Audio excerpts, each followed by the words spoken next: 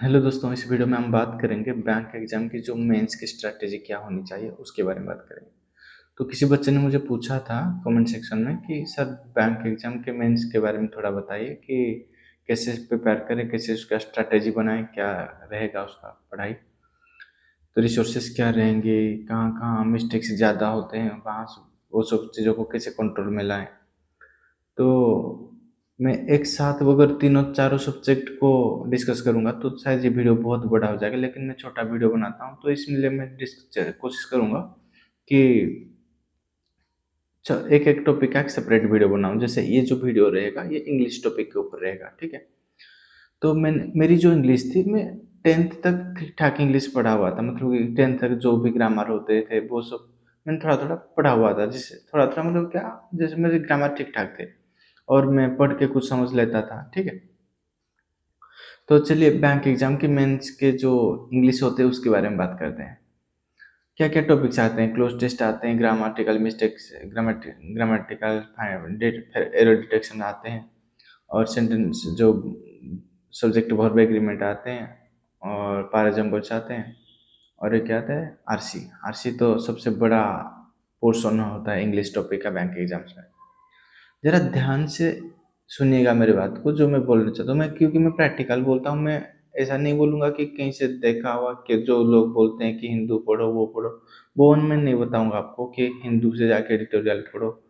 मुझे पता है अच्छे से कि जो बिगनर लोग होते हैं वो हिंदू में जाके एडिटोरियल में क्या समझते हैं, कुछ भी नहीं समझ पाते हैं, इसीलिए आके यूट्यूब पे वीडियो देखते हैं कि कोई एक टीचर बैठा है, वो बैठ के एडिटोरियल पढ़ा रहा है बच्चों को।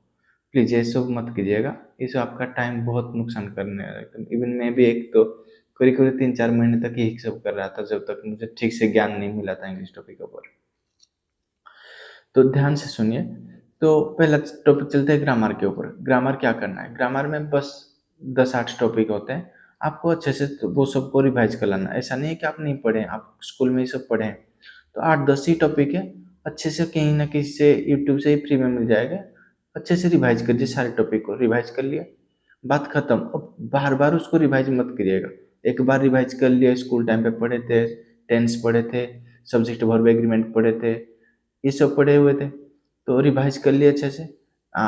वो जो जितना भी था आर्टिकल्स, प्रीपोजिशन, कंजक्शन, इंटरजेक्शन, ये जो चीज़ें होते थे, तो इन सब से बाहर आने के बाद अब आपको पता है कि आप ग्रामर ठीक ठाक रिवाइज कर चुके हैं। इन सब ग्रामर्स को रिवाइज करने में हार्डली 1 महीना लगेगा आपका, ठीक है। अब बात आता है कि आरसी। आरसी इंग्लिश में सबसे ज़्यादा परेशान करने वाला चीज़ होता है, इसको कैसे टैकल करें। मैं आपको पिछले वाले वीडियो में ये बताया था कि मैं कैसे पढ़ता था। जैसे मैंने एक मॉक दे दिया, 60 मिनट का मॉक है, मॉक खत्म होते ही मेरा एनर्जी पूरा डाउन हो जाता था, मैं और कुछ पढ़ नहीं पाऊंगा। उस मॉक में जो जो गलतियां मैंने करी करा है, तुरंत उसको भी मैं देख नहीं पाऊंगा क्योंकि मेरा एनर्जी पूरा डाउन हो जाता है 1 घंटे में। तो मैं क्या करता था, 1 घंटे मॉक के बाद डायरेक्ट मैं शिफ्ट होगा मेरे जो बुक मार्क पर। मेरे बुक मार्क में मैंने इकोनॉमिक टाइम्स का न्यूज़पेपर का वेबसाइट सिलेक्ट करके रखा था। बस उस पर एक क्लिक करूंगा और इकोनॉमिक टाइम्स खुल जाएगा, और इकोनॉमिक टाइम्स को 15-20 मिनट तक बैठे बैठे पढ़ूंगा, ठीक है। ये हर एक मॉक के बाद मेरा ये होता था कॉन्सेप्ट।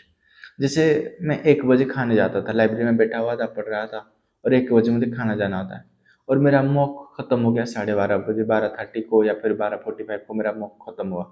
तो मैं 15 मिनट उस मॉक का क्वेश्चन जो जो गलतियाँ की हैं वो सब रिवाइज नहीं करता था, मैं बाद में वो सब करता था। लेकिन जो 15 मिनट है, क्योंकि मेरा एनर्जी डाउन है, मैं कुछ सूदिंग सा बैठ के पढ़ने की कोशिश कर रहा था, जिसमें मैंने इकोनॉमिक टाइम्स को शिफ्ट हो जाता था और वहीं पे लैपटॉप में उसका वेबसाइट खोल के पढ़ता रहता था। तो ज़रा सोचिए, हर दिन अगर आप एक ही न्यूज़पेपर को हर दिन पढ़ रहे हैं, हर दिन अपडेट्स उसमें आते हैं, क्या कहाँ क्या हुआ, वो भी इकोनॉमी के ऊपर ज़्यादा न्यूज़ आता था, कहाँ कौन सी कंपनी का शेयर मार्केट में आईपीओ लॉन्च हुआ, वो सब चीज़ें, और जो स्टॉक मार्केट गिरा क्यों गिरा, ये सब चीज़ों के बारे में इंटरनेशनल न्यूज़ेस। तो ये सब चीज़ों के बारे में मैंने बैठ के पढ़ता रहता था। जब मेरा एनर्जी डाउन होता था तब मैं बैठ के पढ़ता था वो सब चीज़ें।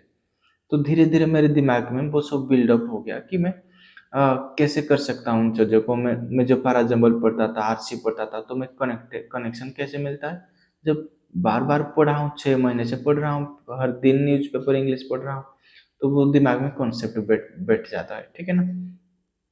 तो मैं यही आपको सलाह देता हूँ कि बहुत ज़्यादा पढ़िए, जैसे कि हर एक 10-15 मिनट आपको खाली मिलता है, कभी थक गए हैं, बस खोल के बैठ जाइए, थोड़ा न्यूज़पेपर देख लेते हैं क्या है। अब तो थक गए हैं, मैथ कर नहीं पाएँगे, इंग्लिश कर नहीं पाएँगे, थोड़ा न्यूज़पेपर पढ़ लेते हैं। यही करना चाहिए इंग्लिश के लिए, ठीक है। इससे ज़्यादा मतलब कि अच्छा आपके लिए कोई चीज़ काम नहीं करेगा। यूट्यूब पर 15-20 वीडियो देखेंगे, वो बिल्कुल काम नहीं करेंगे। ये अच्छा काम करेगा कि आप अच्छे से पढ़ रहे हैं, ठीक है। अब आरसी आ गया एग्जाम में, इजी वाला आरसी आ गया, क्योंकि आप हर दिन इंग्लिश पढ़ रहे हैं तो इजी वाला आरसी आपके दिमाग में अटक जाएगा, थोड़ा सा रह जाएगा। चलो ये तो पहले 5 लाइन में ये लिखा है, मैं समझ गया हूँ, दूसरे 5 लाइन में ये लिखा है, और सेकंड वाला पैराग्राफ में ये लिखा है। आप समझ गए, एक ही बार में समझ गए, क्योंकि वो इजी था। तो उसका क्वेश्चन का आंसर करने में आपको ज़्यादा टाइम नहीं लगेगा। बात है अगर आरसी डिफिकल्ट आ गया एग्जाम, तो उसका क्या करेंगे। उतने डिफिकल्ट चीज़ों को पढ़ने का प्रैक्टिस तो है नहीं, ठीक है ना। तो क्या कर सकते हैं इसके लिए, 4-5 लाइन पढ़िए, 3-4 लाइन मैक्सिमम पढ़िए, और थोड़ा सा रफ में लिख लीजिए कि क्या मैं पहला 3-4 लाइन से क्या समझा मैंने। खुद को ये सोचिए, खुद को ये बताइए कि मैंने जो पहला 4 लाइन पढ़ा, क्या समझा उसमें। थोड़ा रफ में क्या करिएगा, पेन में लिख लीजिएगा कि मैंने ये पहले 4 लाइन से ये समझा। फिर दूसरे फिर नेक्स्ट 4 लाइन पढ़ेंगे, फिर जो समझेंगे उसको थोड़ा थोड़ा करके लिख लीजिएगा रफ में, जैसे तैसे करके तुरंत ही, क्योंकि एग्जाम में टाइम बहुत कम होता है ना, लिख लेंगे। ऐसे कर करके 3-4 बार आपको लिखना पड़ेगा।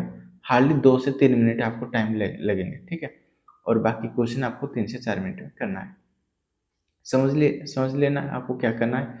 इजी पैराग्राफ आया तो पैसेज आया, तो आप वो समझ के डायरेक्ट क्वेश्चन पर शिफ्ट कर सकते हैं। डिफिकल्ट आ गया तो थोड़ा थोड़ा करके लिख लेना, और कुछ जब क्वेश्चन पर शिफ्ट होंगे तब डायरेक्ट उन, जब क्वेश्चन में कुछ पूछा है तो डायरेक्ट आप जो लिखे हैं उस पर शिफ्ट हो जाना कि कौन सी लाइन में इसका आंसर मिलेगा। समझ रहे हैं ना आप। तो ये होता है पैराग्राफ का। ग्रामर का आपका बता दिया कि देखिए ग्रामर को रिवाइज कर देना है, हर दिन जितने चाहे मॉक देना है, मतलब जो मॉक दे रहे हैं, आप प्रैक्टिस क्वेश्चंस कर रहे हैं, वहाँ से आपका ग्रामर रिवाइज होता रहेगा। बार बार आपको ग्रामर का खाता पकड़ के वो सब रटना नहीं पड़ेगा। एक बार कर लिए, और बार बार जब जब आप रिवाइज करेंगे, वो क्वेश्चंस बनाएंगे, मॉक टेस्ट देंगे, वो सभी ग्रामर के कॉन्सेप्ट रिवाइज होते जाएंगे। तो आपको उसमें कोई मतलब परेशानी नहीं होगी। पैसेज का बता दिया कि हर दिन आपको पढ़ना है, पढ़ना है, पढ़ना है, जैसे तैसे जैसे पढ़ते जाएंगे, आपका दिमाग में वो सब डॉट्स कनेक्ट होता जाएगा, और डॉट्स जैसे ही कनेक्ट होगा और एग्जाम में आप कर लेंगे। पढ़ते ही आपको दिमाग में, क्वेश्चन पढ़ते ही आपके दिमाग में आ जाएगा कि ये कहाँ है, क्या इसका आंसर क्या होगा। और तीसरा चीज़ मैंने बताया कि अगर डिफिकल्ट पैसेज आ गया तो उसको 4-4 लाइन में डिवाइड कर देना है, और जो हर 3 लाइन में, 4 लाइन में क्या समझ रहे हैं उसको थोड़ा थोड़ा रफ में लिख देना है। ऐसे करके आपको उस पैसेज को अटेम्प्ट करना है। समझ रहे हैं ना। ये सब चीज़ें मैंने प्रैक्टिकली किया हुआ है। मैंने जब एग्ज़ाम की तैयारी कर रहा था, मैंने ये सब चीज़ें मतलब किया हुआ हूँ, और मुझे डिफरेंट डिफरेंट पेपर में अचीव हुए हैं मार्क, अच्छे मार्क्स। मैं इंग्लिश में के पेपर में 3-4 पेपर में 30 में से 29 लाया हूँ। वो इतना अच्छा मतलब मेरा इंग्लिश का फ्लो बन चुका था। जो IBPS clerical paper, usually mostly clerical papers होते हैं जिसमें मैंने अच्छा मार्क इंग्लिश में ले आता था। तो मेंस में इंग्लिश गेम चेंजर होता है, याद रखिएगा, मेंस में इंग्लिश गेम चेंजर है, क्योंकि वो एक टॉपिक है जहाँ पे आप अच्छा मार्क्स उठा सकते हैं। आपको पता है, अगले मैं जब प्रिपेयर कर रहा था 2021 से 23-24 के बीच, हर साल करंट अफेयर में जो कट ऑफ जाता था 1 मार्क, 1.5 मार्क्स, इतना ही कट ऑफ जाता था। मतलब कि काफ़ी डिफिकल्ट आते हैं क्वेश्चंस, और जो बोलते हैं ना कि मेंस के हमारे सामने सारे क्वेश्चन बनते हैं, वो झूठ बोलते हैं। वो सब के सब जो भी कोई भी मेंस क्रैक करके नौकरी पा लेता है, वो सब एक एक ही चीज़ के अंडर आते हैं, वो है वो लोग ज़्यादा मेंस में बैठ जाते हैं, ठीक है ना। आप 6 के 6 प्रीलिम्स क्रैक कर लो, 6 के 6 मेंस में बैठेंगे, 6 के 6 मेंस में बैठे, कोई एक तो चांस आपका बनेगा ही बनेगा, क्योंकि आप ऐसे नहीं कि आप पढ़ने वाले इंसान नहीं, आप पढ़ने वाले इंसान है, और 6 मेंस दे रहे हैं, तो कोई ना कोई एक तो निकल ही जाएगा ना आपका। तो ये होता है, अगर कोई पूछे कि मेंस को क्रैक करने का, बैंक एग्जाम में मेंस को क्रैक करने का सबसे अच्छा स्ट्रैटेजी क्या है, कि हर एक मेंस में बैठिए आप। ये होता है अच्छा सबसे स्ट्रैटेजी। हर एक मेंस में आप बैठेंगे, इसका मतलब हर एक प्रीलिम्स आपका क्लियर होना ही होना है। कुछ भी करिए, कितना प्रैक्टिस करना करिए, लेकिन हर एक प्रीलिम्स आपका क्लियर होना चाहिए। जब 6 बार आप मेन में बैठेंगे, कोई एक बार आपका क्लियर हो ही जाएगा। और 2 साल में आप 12 बार बैठने वाले हैं मेंस में। मिनिमम तो 2 साल लगेंगे ना प्रिपेयर करने में। मैं वो 3 महीने वाला स्ट्रैटेजी आपको नहीं बताऊँगा कि अब चलिए 3 महीने में हो जाता है। वो 1 लाख में एक बच्चा करेगा तो ये थोड़ी कोई स्ट्रैटेजी हुआ। समझ रहे हैं ना आप मेरी बात को? मैं बता रहा हूँ कि जो सबके लिए काम करेगा, जितने भी अच्छे से प्रिपेयर करते हैं, उनके लिए काम करेगा, वो ये है कि शिद्दत के साथ इतना अच्छे से प्रिपेयर करो प्रीलिम्स की, कोई एक प्रीलिम्स में आप अटके ना। हर एक प्रीलिम्स आपका क्लियर हो जाए, हर एक प्रीलिम्स क्लियर होगा, तो हर एक मेंस में आप बैठेंगे, और एक मेंस में बैठेंगे तो कोई एक चांस बन जाएगा आपका कि एक एग्ज़ाम क्लियर हो जाएगा। समझ रहे हैं ना? बैंक एग्ज़ाम को क्रैक करने का ये सबसे अच्छा तरीका है। और आज से बाद जितने भी मेंस का वीडियो मैंने बनाऊंगा, हर एक में यही बात मैं रिपीट करूंगा कि आपको हर एक प्रीलिम्स क्रैक करके आना है ही आना है। आप ये मत बैठिए कि एक दो प्रीलिम्स हो रहा है, तीन प्रीलिम्स हो रहा है 6 में से, और मेंस में बैठ रहा हूँ, मेरा एग्जाम नहीं हो रहा। ये नहीं करना है। आपको हर एक प्रीलिम्स क्रैक करना है। ये आपका मोटो होना चाहिए। मेंस की बात आप धीरे धीरे जैसे आगे बढ़ते जाएंगे, जैसे आपका प्रीलिम्स होता जाएगा, आपके अंदर कॉन्फिडेंस बिल्ड होगा, और जैसे जैसे कॉन्फिडेंस बिल्ड होगा, आप आगे आगे जाके मेंस को क्रैक कर लेंगे। ये होता है सही तरीका, ठीक है ना? और एक चीज़ होता है इंग्लिश में पैरा जंबल, उसको कैसे करें? पैरा जंबल एक छोटा मोटा आता है, तो प्रीलिम्स में आप फटाक से बना लेते हैं उसको, ABCDE, इसको कनेक्ट कर लो, हो जाता है, वो इजी होता है, पैरा जंबल हो जाता है। मेंस में पैरा जंबल काफ़ी डिफिकल्ट होता है कि नहीं? तो पैरा जंबल को प्रैक्टिस थोड़ा अच्छे से करिएगा। जितने भी जहाँ भी प्रैक्टिस करें, जहाँ से मॉक दे रहे हैं मेंस का, वहाँ पे थोड़ा देखिएगा, डॉट्स कनेक्ट कीजिएगा। 6 पॉइंट्स ABCDEF करके होंगे, तो आपको थोड़ा डॉट्स कनेक्ट कीजिएगा। ऐसा नहीं एंड और से स्टार्ट तो पहला लाइन कभी होगा नहीं, है कि नहीं?